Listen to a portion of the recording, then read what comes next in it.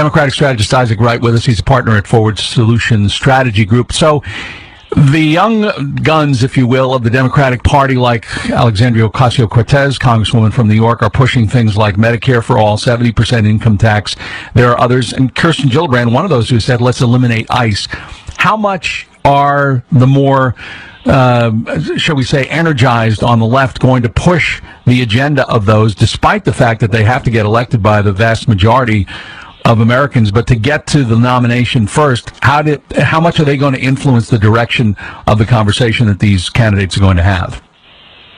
Well, I think you can already see some of the influence, right? I mean, Ocasio-Cortez has also championed the Green New Deal, and I think that's something that you see a lot of Democrats getting on board with, and you see that push forward for an infrastructure deal, the Green New Deal being an infrastructure deal that puts people to work in America, building a greener infrastructure for the country, for our power grid, for our system, for how we go about daily life, that'll provide jobs, bring down energy bills, and be better for the climate and the environment.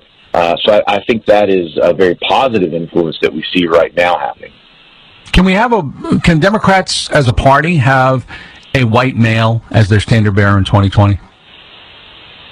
I think what we need is a strong candidate with a progressive vision for America. I think the base is open to who that person can be. If you look at the USA Today poll that was run last month that talked to Democratic base voters across the country, they asked, here are the 10, what we perceive as the 10 leading candidates right now. Who do you prefer? Somebody new came in at 60%.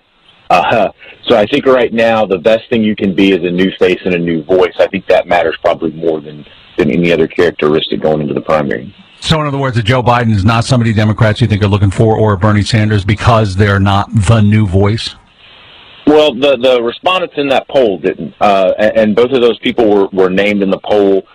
They were some of the stronger contenders that were named, but anytime somebody new gets 60%, and 10 people are left to divide up the other 40%, that's not a strong base to start with.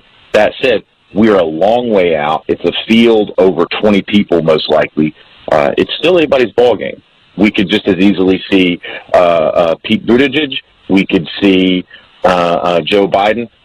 We could see Governor Bullock or Governor Inslee or Kamala Harris or Elizabeth Warren or Amy Klobuchar emerge still as the leader.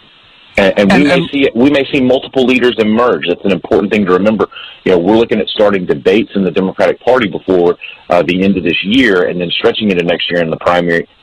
The mantle of leading the primary pack may change multiple times before we have a nominee. And to that point, I wonder, when did Democrats start differentiating themselves from each other, number one? And number two, do you anticipate there will be strategies based on the primary schedule? I mean, it was pretty disastrous for Rudy Giuliani in 2012 for the Florida strategy. On the other hand, Senator Bernie Sanders was much more involved in the New Hampshire primary in 2016 than he was in Iowa. And you kind of wonder, okay, Barack Obama, when he was a senator, won the nomination, but that win in Iowa was key because it gave him credibility in moving forward. He lost the New Hampshire primary, but it was then game on. So do you expect some strategies to emerge from this, from the different candidates? And would they be going for the early win so that they can avoid being knocked out of the field? There will be some people, I think, who go for the early wins to prove sustainability. There will be some people who pick a state midway through the calendar to make their stand, to try to be one of the people who emerge latter in the process. Look, it's not lost on any of us that California's move of their primary from June to March is a big boost for Harris, potentially for Garcetti if he is officially in the race. That is going to change the dynamics of California's influence in the race, according to the new calendar. Okay. And you're not running, right? I just want to clarify that. I'm one of a handful of Democrats that will definitely not be running for president in 2020. Okay. Giving us the William Sherman, if nominated, I will not run. If elected, I will not serve. All right. Isaac Wright, thanks for being on the show today. Thank you so much.